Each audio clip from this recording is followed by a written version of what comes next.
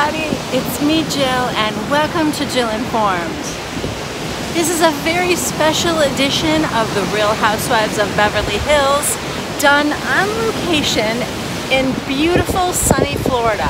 I'm in sunny Isle Beach and it's a great break for me because I live in the Chicagoland area, so I know we're not having weather like this at home. And we're going to be dishing about the Real Housewives of Beverly Hills, Season 8, Episode 10, The Big Apple Bites. So all the ladies are in New York City, and we open with Dorit and Lisa Vanderpump walking through Central Park. Now, Dorit is there because she's going to be on the cover of Bella magazine, which apparently Lisa Vanderpump has also done the cover of a few years ago. We are cutting back and forth from there to a scene with Teddi, Camille, and Kyle having lunch together. All the ladies are in New York for various reasons. Camille and Lisa Rinna are there because their daughters are walking in Fashion Week. Erica is there to meet with Simon & Schuster about her new book that's coming out. And Dorit is hosting a magazine party because she is on the cover. So Camille and Teddi are talking to Kyle and filling her in on what she missed at the dinner the night before where Dorit was running her mouth. That's where, if you remember, Dorit was catching Rinna up on all the things that she missed and in the process kind of threw Kyle and Vanderpump under the bus. Yeah, that little thing. So they're telling Kyle about that, and Kyle's getting a little upset. Meanwhile, in Central Park, Dorit is giving her version of it to Lisa Vanderpump, which is a very watered down version of what she said. Basically, she didn't really say anything wrong at all, according to Dorit. I mean, it really wasn't bad, Lisa. So Lisa's like, well, there must be something. Now just come out with it, because you wouldn't be like hemming and hawing and like just say it. Because she's trying so very hard to come clean without getting herself in trouble at all. So she's choosing her words very carefully. Well, I was telling them how you left when we went to the restaurant and you were upset that we weren't paying attention to you. She's having such a hard time like getting it out. She basically admits to repeating that Lisa tells her that when they're out with other people that she tends to talk too much and not pay attention to Lisa. And Lisa's like, well, yeah, that's true, because that's what you do.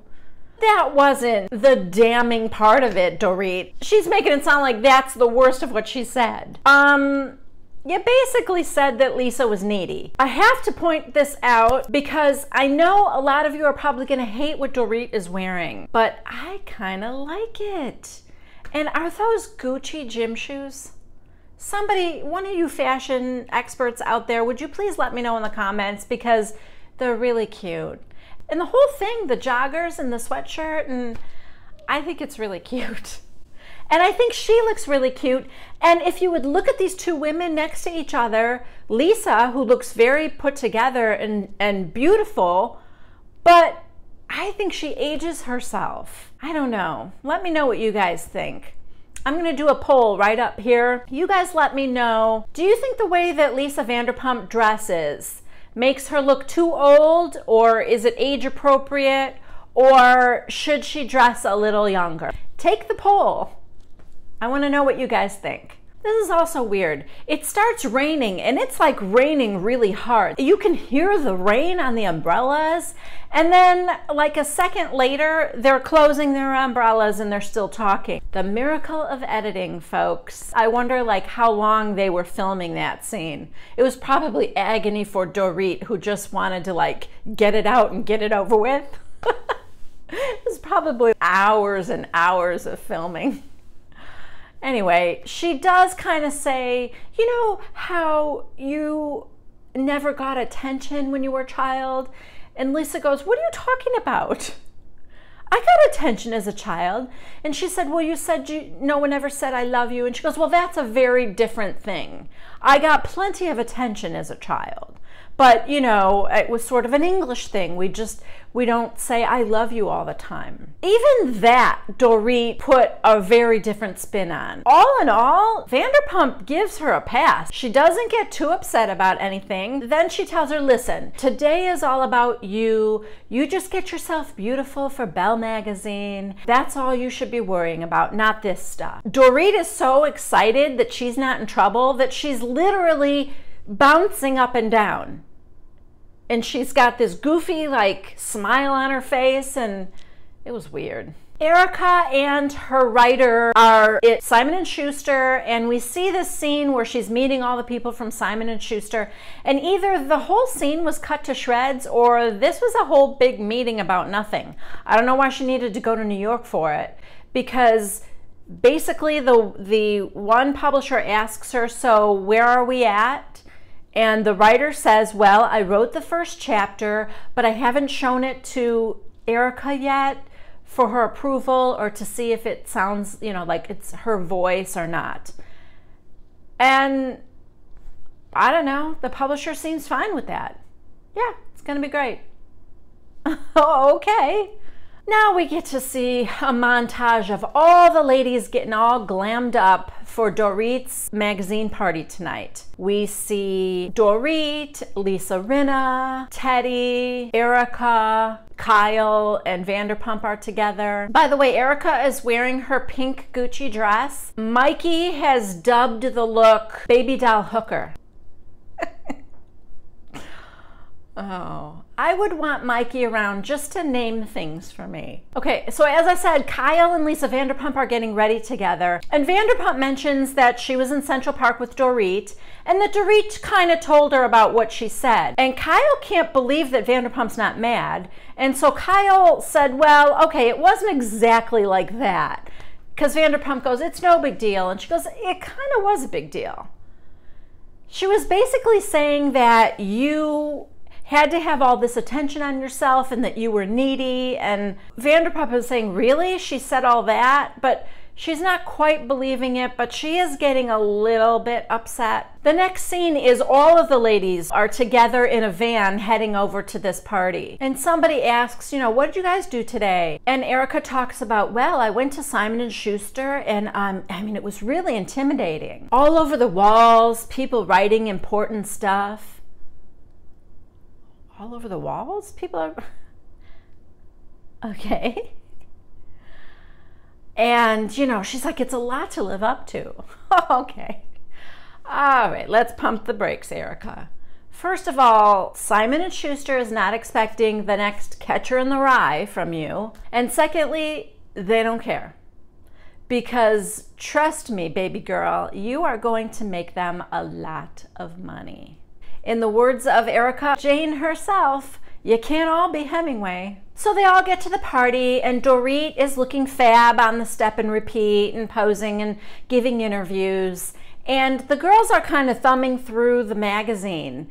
And there are just beautiful shots inside the magazine of Dorit. And what, do my eyes deceive me? Am I seeing those purple over-the-knee boots that she wore with that hideous white shirt when she went to Vanderpump's house? I think those are the same boots, but not the same shirt. Then Lisa Vanderpump again makes us aware of the fact that she did this cover first.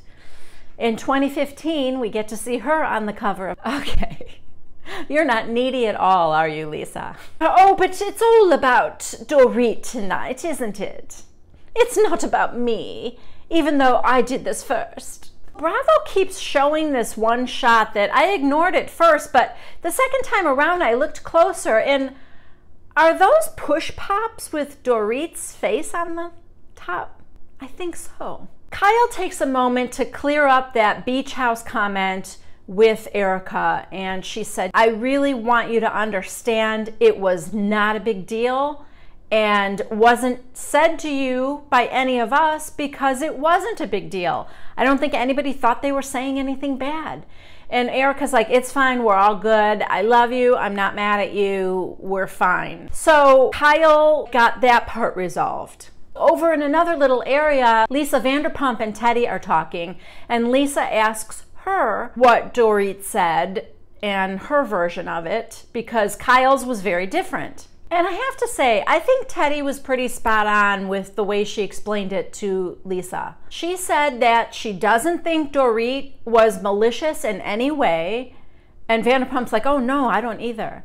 And she said, but I think maybe she likes to play things up a little bit to tell a good story. I think she's right. I think that's really all it was. And Vanderpump kind of said, well, yeah, maybe. I thought, okay, this is gonna go pretty well here. So that party is ending and all the ladies go to another place to have a drink. And it's raining out again and they're all like, oh no, how are we gonna, we don't have umbrellas, and they're trying to cover themselves up and run to the car, except Camille. Camille does this Mary Tyler Moore kind of spin in the rain, looking up at the rain and saying, I love rain. Camille, shut up. I'm sorry. When you have all your makeup and hair done and you're wearing fancy schmancy expensive clothes, nobody wants to get rained on. That was annoying. Nobody is as happy as you are all the time, Camille. So they get to the new bar and all the ladies are sitting around, and as an homage to last season, Erica says to Teddy, I can see up your skirt. And Teddy goes, oh, are you into it? And Erica's like, it's beautiful, but no. So she puts her coat over her legs, and to the confession cam, Erica says, see, now that's how it's done. So I don't know who they're talking about drinks, and someone's saying they're already tipsy, and they get this idea let's just get drunk. They're all gonna get drunk. But Kyle has other plans. Kyle wants to immediately talk to Dorit. Why, Kyle? Why now? I don't know. She was just in the zone where she just wanted to get things out in the open and be done with it, I guess. So she starts off by telling Dorit, it was wonderful tonight and you look beautiful. And she says, if I didn't care so much about you, I wouldn't even bring this up. Okay, that is not a good sign. So she basically lets her know that what you said about me, and I really felt like you threw me under the bus and Lisa Vanderpump, and wouldn't you say that the two of us are your closest friends in this group? Why would you do that? We wouldn't do that to you. Why would you do that? And Dorit's getting mad. And Kyle is mad at Lisa Vanderpump because Lisa Vanderpump is staying quiet and not joining in and having her back. Dorit is now acting like a wild animal who's been caught in a trap, or like a wild housewife who's been caught in a lie, because she's now lashing out. Instead of taking the tact of, yeah, hey, listen, I'm sorry, I said some things I shouldn't have. Now she wants to know who told Kyle. Oh, well, I would like to know who told you. Teddy, to her credit, does stand up for herself. And now Dorit is lashing out at Teddy. And it's interesting because I feel like there's this hierarchy among these ladies. And Teddy, you're younger and you're brand new. And I think the others feel superior to you and that they can talk down to you or something. So, like I said, this was Teddy's episode, man. She was holding her own, calm, rational, sticking up for herself. And it was funny because Dorit kept telling her to just take it down a notch. Take down your tone, Teddy. I mean, Teddy's monotone to begin with. I don't know where you take that down to. A whisper? Then she says, I'm not in one of your accountability classes. So Teddy's like, listen, you can make fun of my career or whatever you want. I know that I speak the truth. That's just who I am. You might not like it. That might make you uncomfortable. And I'm sorry if it does, but that's who I am. I don't lie. And I was like, yeah, good for you, Teddy. Now Kyle moves so that she's sitting right next to Dorit, because she's trying to get through to her, you're my friend. I care about you. That's why I'm doing this. That's why I want to try and understand what's happening here. Dorit doesn't understand Kyle's rage. Erica kind of tries to calm things down a little bit and referee, but it's not really working. And now people are starting to leave. Rinna and Camille get in a cab because their daughters have their fashion shows early the next morning, I guess. So they take off. Vanderpump, Kyle, Erica, and Teddy are talking in the hall, kind of outside where the bathroom is. They're having this conversation. Dorit walks out of the restroom right up to where they are. You know, she sees them, can hear them and everything, and just turns the corner and goes up the stairs. She goes outside, and I guess she's gonna like call herself a cab. So now Kyle goes up after her, and Kyle's standing right next to her, and she said, listen, we need to talk about this when nobody else is around. And Dorit said, yeah, we do. Now the others come out, and they're waiting on that van, I guess. And Dorit said, listen, I'm gonna get a cab. I'm taking my own way home. And Kyle said, why are you doing that now? You don't have to do that. No, I'm going to, I want to. And Vanderpump says, I'll go with you, Dorit. Kyle just gets super emotional. She doesn't understand why Lisa is really taking Dorit's side. And Kyle just goes into the van, comes, and she's like, I'm going. And she gets in the van all by herself, and everyone's like, what's wrong with you now? So Kyle starts crying. Erica gets Dorit to go home with them all in the van. And at this point, I think that Kyle is more angry with Lisa Vanderpump than Dorit. And they get to the hotel. This is Teddy's episode, I'm telling you. She is on fire. Now she's comforting Kyle, and she's saying all the right things. She said, you know, she holds me to a higher standard than anybody else. I would never say those things about Lisa Vanderpump, but if I did, she would be furious with me. And Kyle even says, I'm not even really mad at Dorit anymore. I'm so angry with Lisa Vanderpump. And Teddy says, you know, I don't think Lisa Vanderpump knows how to deal with somebody talking crap about her and like how to process that. I don't know if they're all staying at the same hotel or not, but Dorit leaves. And Lisa Vanderpump comes over to where Kyle is sitting in the lobby. And she says, how do you think I feel about having those things said about me? And both Teddy and Kyle say, I don't know. We don't know. Because you're so stoic. You don't say how you feel. Then Kyle says directly to her, you know, if I said that to you, you would be furious with me. And then the whole thing about you hold me to a higher standard, and Vanderpump is denying it, of course, and she's saying, I love you, I care about you, of course no, that's not true. Then Lisa is like hugging her very aggressively, like she's got her in a chokehold, and she won't let her go. It's kind of funny. At one point, then Kyle keeps trying to like get her head up, and Lisa won't let her.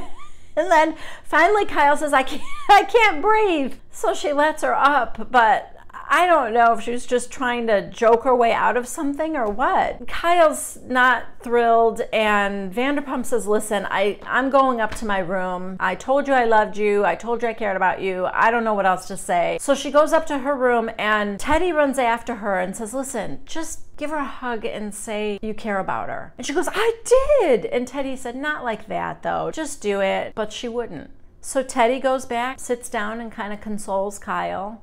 And that's where this episode ends. Thank you so much for joining me. I hope you enjoyed it as much as I did. If you haven't yet subscribed to Jill Informed, please do so. Please give this video a thumbs up if you liked it.